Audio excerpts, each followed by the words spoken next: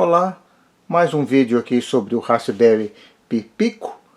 Dessa vez nós vamos usar ele para conseguir medir a distância daqui até um objeto usando o sensor HC-SR04, sensor bastante comum. A montagem, você vai ver os detalhes, é bem simples. O que tem de interessante aqui é que a gente vai usar novamente o PIO, o I/O programável do Pi Pico, para conseguir fazer o disparo e a leitura da distância. Então vamos entender como é que funciona o sensor HC-SR04. A conexão dele é relativamente simples, são só 4 pinos, A alimentação, VCC, o terra, um trigger e um eco. Bem, como é que é isso? O que a gente começa fazendo é dando um pulso de 10 microsegundos no pino de trigger. Isso vai fazer com que ele emita 8 pulsos aí de um sinal ultrassônico de 40 kHz, e depois que ele mandou esses pulsos, ele vai levantar o sinal do eco e vai manter ele ativo, alto, até ele receber a resposta ou então passar um tempo máximo, que seria da ordem de 38 milissegundos. Essa figura e essas informações eu peguei num datasheet do sensor, ok? Então, resumindo, o que a gente precisa fazer é gerar o pulso no trigger e depois conseguir medir a largura do pulso no eco.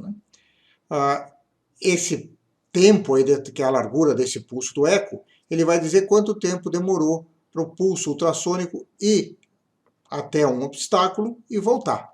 Então, a gente sabendo a velocidade do som, 340 metros por segundo, a gente consegue aí facilmente calcular a distância. Tem ali até o resuminho da fórmula. Para chegar em centímetro, o mais fácil é pegar esse tempo em microsegundos e dividir por 58. Ok? Essa foi a montagem que eu usei aqui nos meus testes. Tem 2 pontos importantes aqui para eu destacar. Primeiro é que eu estou alimentando o sensor com 5 volts. Com 3,3 ele não funcionou de forma confiável. Uma consequência disso é que o sinal eco é um sinal de 5 volts e, portanto, eu não posso ligar ele direto no meu Pi Pico, que opera a 3,3 volts. O que eu fiz ali é usar um divisor resistivo, Então eu tenho ali 2 resistores em série, um de 22K, um de 33K. Uma ponta deles está ligada em terra, a outra ponta é onde entra o sinal do eco, e eu vou ligar o Pi Pico na conexão entre os 2 resistores. Então, ali a tensão vai estar, entre aspas, dividida, O ponto que eu vou estar pegando vai ser 33 dividido por 55, a soma dos resistores. Então, com isso, eu consigo ficar com o valor abaixo de 3,3 volts. Ok? O sinal de trigger posso ligar direto, um sinal de 3,3 volts. O nível alto dele é considerável alto também, para um dispositivo aí de 5 volts. Então vamos dar uma olhada no programa que eu fiz, começando pela parte mais importante, que é a programação para o PIO. Quem quiser mais detalhes sobre o que é o PIO, como é que é essa história de programar ele, tem um outro vídeo que eu fiz aí, o link está aí na descrição desse vídeo. Ok? Então, a primeira coisa que eu preciso fazer aqui nesse meu programa é esperar o programa solicitar uma leitura aí da distância, que é essa instrução pull. Essa instrução pull, além de fazer isso, de esperar a solicitação, eu também estou usando ela para pegar o valor que eu vou inicializar no X, que é o registrador do PIO, que eu vou usar para fazer as contagens de tempo. Uma das limitações do PIO é que o que eu tenho nela é somente decrementar registrador. Eu não posso ir contando para cima, Então eu vou querer decrementar e eu preciso ter um valor inicial aí que seja alto, vocês vão ver aí. Então, não tem uma instrução para inicializar um registrador com um valor acima de 32, então o que eu estou usando aí é justamente esse pull, para além de indicar que eu quero fazer a leitura, eu obter o valor que eu vou carregar ali no X. Então esse move X com SR, ele vai pegar o SR, que é o registrador que tem o valor que foi obtido ali pelo pull, e vai jogar ele no X. Depois disso eu vou gerar aquele período de 10 microsegundos. Aqui nesse ponto eu tive que tomar uma decisão, que era a que velocidade que eu vou rodar o PIO, qual vai ser o clock do PIO. Como eu vou estar querendo mexer aí com tempo de microsegundos, o que eu resolvi fazer é trabalhar com clock de meio microsegundo. Então ele vai estar trabalhando com clock de 2 MHz. Tá? Então, esse pulso de 10 segundos corresponde a 20 ciclos. Então, aí o que eu faço é, esses 7 pins 1, eu estou botando um pino, os pinos de saída, que no caso é o trigger, eu estou colocando em nível alto, e depois tem aquele colchete 19, quer dizer, olha, depois disso, espera 19 ciclos. Então, ele demora um ciclo para executar os 7, mais os 19 de espera, vai dar os 20 ciclos aí, que eu preciso para gerar os 10 microsegundos. Depois disso, eu volto o sinal de trigger para 0. Aí eu vou esperar o início do pulso de eco, tá? Então eu tenho que esperar até o meu sinal ali de eco, ele passar para o nível 1, certo? Eu usei a instrução wait, ela vai esperar, a única coisa é que ela espera indefinidamente. Eu poderia ter feito algo mais sofisticado e botado um timeout, caso eu simplifiquei um pouco, tá? E depois vem aqui a parte mais importante de tudo, que é a hora que eu vou aguardar o final do pulso de eco, né? Então isso eu faço num loop. Eu tenho aqui, que nem eu disse, uma instrução que eu tenho, eu só consigo decrementar o registrador X, e a outra coisa que eu tenho é que na hora que eu vou testar um pino, eu só consigo testar se ele está alto.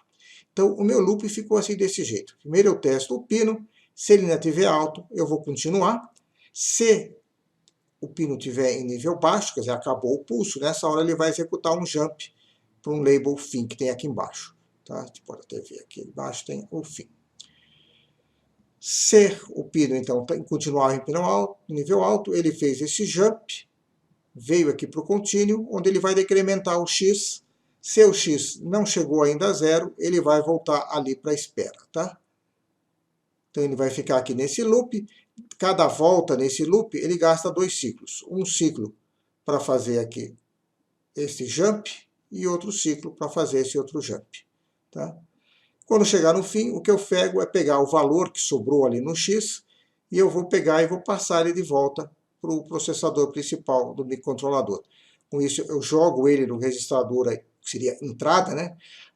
O PIO, é bem estranho de falar que é output, input, porque isso é do ponto de vista do dispositivo externo. Quer dizer, o registrador de entrada é onde eu estou recebendo, seria a informação do sensor, e na hora que eu faço esse push, ele vai pegar esse valor do ISR e vai colocar numa fila para ser lido pelo processador. Da mesma forma, né, na hora lá que eu dei o pull, ele vai pegar o valor de uma fila e vai jogar no registrador OSR. Se não tiver nada, ele espera. Tá?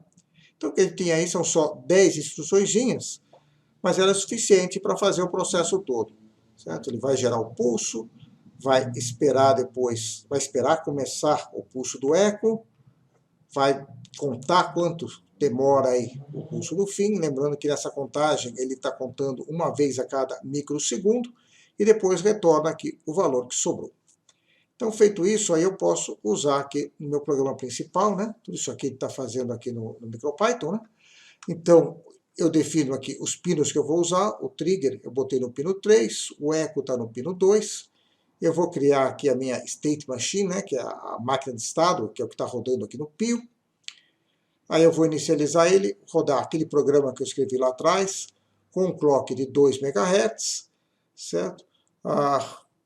O trigger, ele está no conjunto aí de pinos aí que ele chama do set, né, que é o que eu tenho controle, que eu vou usar a instrução set.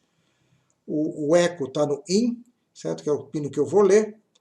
E o eco também é o pino que eu vou usar para controlar lá aquele jump pin, certo? Então, configurado, preparado, aí eu ponho para rodar, aí eu coloco o valor, tá? Estou colocando aqui um 300 mil, quer dizer, ele vai esperar até 300 mil microsegundos o fim do pulso, né?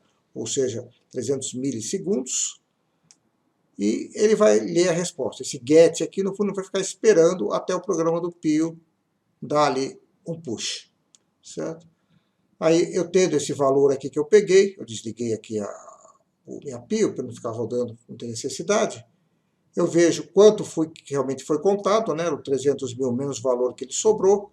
Aqui no caso eu fiz a formulinha na base de multiplicar esse tempo pela velocidade do som, dividir por 2, porque tem uma ida e volta. Isso aí me deu a distância que eu pego, estou jogando aqui no meu console aqui embaixo, e aí eu vou dormir por 1 segundo e vou repetir isso aqui, ok? Qual é a vantagem de eu usar o Pio, né? É que toda essa parte, todo esse programa aqui, ele está rodando completamente independente do programa que está aqui. Que no caso está uma coisa bem simples, porque eu estou simplesmente dando lá aqui um get, eu estou parado esperando a resposta. Num programa mais sofisticado, eu poderia ter disparado isso e pegar esse resultado com interrupção, ou então estar testando isso periodicamente enquanto eu estou fazendo outras coisas aí. Ok? Então tá aí mais um exemplo aí de usar o Pio no pico, dessa vez usando aí com um sensor de distância, né? E funcionou muito bem. Por hoje é isso.